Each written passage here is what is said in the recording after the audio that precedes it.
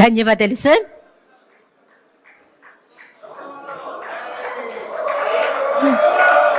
మనమంతా చూస్తున్నాం, ఎప్పుడా అని ఎదురు చూస్తున్నాం. ఏమంటివి ఎంత మాట. ఆచార్య దేవ, విశ్వవిఖ్యాత నట సార్వభౌమ ఎన్టీఆర్ గారి అమోఘమైన అద్భుతమైనటువంటి ప్రపంచమంతా పేరు ప్రఖ్యాతులు సంపాదించినటువంటి ఒక దుర్యోధనుడి పాత్రను ఇప్పుడు మనమంతా వీక్షించబోతున్నాం. వారే రెడీగా ఉన్నారు, సిద్ధంగా ఉన్నారు. శాసనసభ ఉపసభాపతి, RRR గా ప్రసిద్ధి చెందిన శ్రీ కె రఘురామకృష్ణన్ రాజు గారి దుర్యోధన ఏకపాత్రాభినయం. ఒక్కసారి మనం ముందుగానే కర్తాళ ధ్వనులు అందిద్దామా సార్?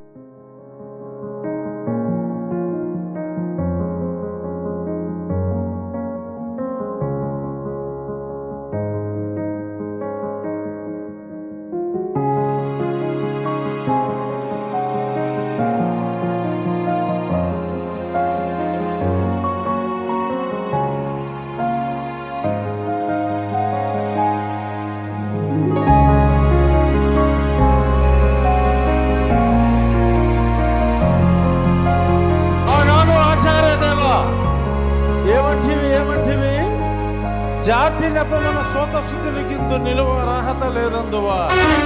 ఎంత మాట.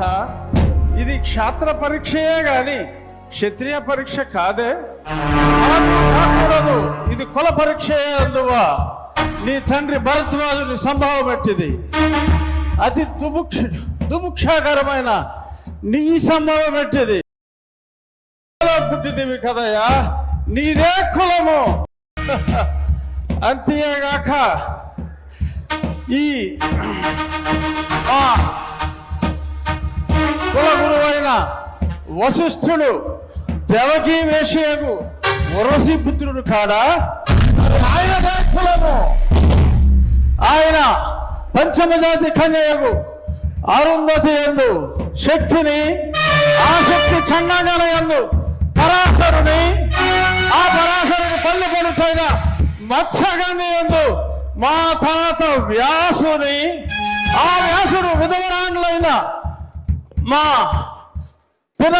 పితామహి అంబికతో నా తండ్రిని, పితామహి అంబాలికతో నా పినతండ్రి పాండురాజును, మా ఇంటి దాసితో ధర్మ నిర్మాణ సరుడని మీ అందరితో కీర్తించబడుతున్న ఈ విదురదేవుని కనలేదా?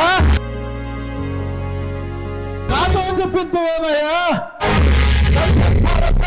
బట్టి శాస్త్రబీజ ప్రాధాన్యములతో సంకరమైన మా గురువంశము ఏనాడో కులహీనమైనది. కులము